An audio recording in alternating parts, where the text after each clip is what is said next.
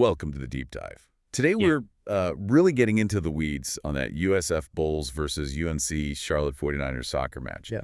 If you've looked at the sources, you know this was less a game and more, well, a tactical battle. Absolutely. I mean, the coach interviews, the analyst notes, they give us the why behind the result, not just the what. Exactly. So our mission today is to look past that final scoreline and really pull out how these two pretty evenly matched teams tried to break each other down. It's all about the strategy, the key moments, the players who made a difference. We've got the details on how it all unfolded. Right. So let's start with the basic game plans. USF, under Coach Brown, what was their core idea?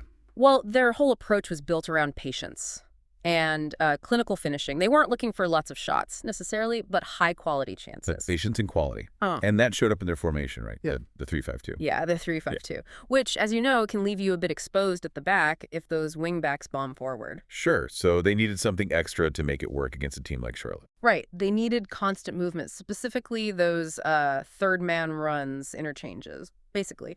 Clever off-ball running to pull Charlotte's defenders out of position. Calculated chaos, kind of. Exactly. And you see that reflected in their key players. You've got Gentiana Fatai, sort of the offensive engine, especially on set pieces. And Cider Eckenberg up front. Yeah, very dynamic, dangerous, because they can use both feet effectively, a real threat. But for that 3-5-2 to hold up defensively, who was key? Ava Reitmeyer maybe doesn't get all the headlines, but she's crucial. Winning those first and second balls in midfield, allowing the defense to stay high. She's like the glue holding that high line together then, if he misses those headers or tackles. The whole thing could potentially collapse, yeah. It's a lot of responsibility. Okay, so that's USF. What about Charlotte under Coach Cindy Burns?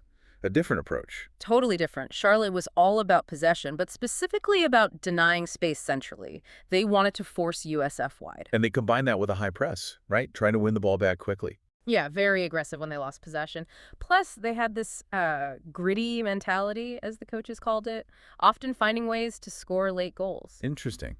Any weaknesses noted? Well, the sources suggest they sometimes needed to be a bit more decisive out wide, maybe held onto the ball a touch too long instead of attacking 1v1 or crossing. Gotcha. And their key personnel? Megan Bradley was a major threat, scored in this game too. Neurodemanic, their top scorer, dangerous on free kicks. And defensively, or maybe in midfield, who balanced things out for them? Reese Black, absolutely vital, great at keeping the ball under pressure, but also puts in a massive defensive shift. She provides the stability that lets their press work. Okay, so two distinct styles clashing. How did that play out early on? USF struck first and fast. Yeah, barely 90 seconds in, USF goal. And it came directly from their game plan, quick ball movement. How so? They moved it quickly, drew Charlotte's defense towards the middle, exactly where Charlotte wanted to be strong, then switched it back out. Ball to Ito, back to Fatai for the shot. So using Charlotte's own defensive focus against them. Pretty much. Force them to commit centrally, then exploit the space created by the quick switch. But the goal itself wasn't exactly clean, was it? No, not at all. The shot took a big deflection off a Charlotte defender's head around the 18-second mark of the clip, looped over the keeper. So a bit lucky. Maybe lucky in the moment, but tactically it shows something important. Getting shots on target, even if they're not perfect, forces defenses into reactions, into potential errors. Against a packed defense, sometimes that's how you score. That makes sense. Okay, let's talk defense. There were some key moments around the 12, 14-minute mark.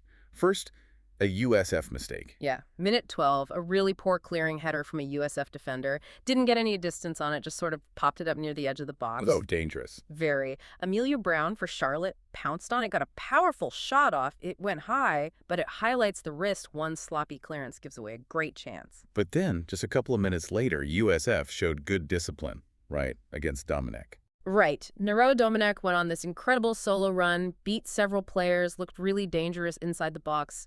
Individual magic. So how did USF handle it? Collective defense. They didn't panic. They collapsed towards the ball, stayed compact, got numbers around her, and eventually made a clean sliding tackle. Good team defending, shutting down individual skill. A real contrast in those two moments. Yeah. But Charlotte did get their equalizer before halftime. They did. 44th minute, Megan Bradley. And this was a really well-worked goal. Tell me about it. Textbook attacking run. Bradley made this smart diagonal run into the box, timed perfectly to get between the USF defenders. Exploiting the space. Exactly. Got the pass, Took a touch and finished it with composure low, curled shot to the far post. No deflection needed there, just pure quality movement and finish. Okay, so 1-1 at the half. The decisive goal came in the second half, putting USF back ahead 2-1. How did that happen? It was off a set piece, but not directly. USF got creative. It was a second phase attack. Meaning? They played a corner short first. The idea is to draw defenders out, disrupt their planned marking structure. Okay, pull them out of position. Then, boom, they switched the play quickly with a ball out wide. Charlotte's defense hadn't fully reset. They were caught a bit disorganized after dealing with the short corner. And the cross came in? Yep, cross came in.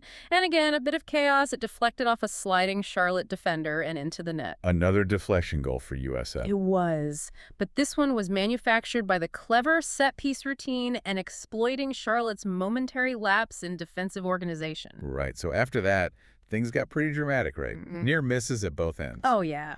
Minute 47, you see Charlotte's counterpress really bare its teeth. They lost the ball, won it back, instantly high up the pitch. Classic Charlotte grit. And that led to? A chance for Bailey Manfredi. She just unleashed this powerful shot from distance, smacked right off the crossbar. Wow, inches away. Inches. It just shows how dangerous that quick transition, that counterpress can be. Almost got them level again. And USF had their own fast transition earlier, too. Yeah, back around minute 10. Turned a goal kick into a scoring chance almost immediately. Won the header, quick vertical pass, winger drives, low cross. Denied by the keeper. Only just. Goalkeeper came out aggressively to smother the near-post shot. But it showed USF could also turn defense into attack in a heartbeat. Okay, so wrapping this all up, we've gone through the tactics, the goals, the key plays. What's the big takeaway for you? Well, I think it shows that in games this tight, between well-coached teams, it really comes down to the margins. Clinical finishing, like Bradley's goal, made a huge difference. And exploiting errors, like USF did with the deflections. Exactly. And that constant battle between, individual skill like Dominic's run and disciplined team defending. And knowing the underlying strategies, USF's patient buildup versus Charlotte's central denial and press it, helps you understand why certain moments happen the way they did. Right, like why Reese Black's work rate was so vital for Charlotte, or why USF needed those quick switches to score. So here's something to think about as we finish. Coach Burns talks about that gritty mentality and getting late goals. We saw Manfredi hit the crossbar with that amazing shot after a counterpress. Yeah, so close. So what's the final missing piece? What turns that incredible near miss into the actual game-tying or winning goal in those final minutes? Is it tactics? Is it composure?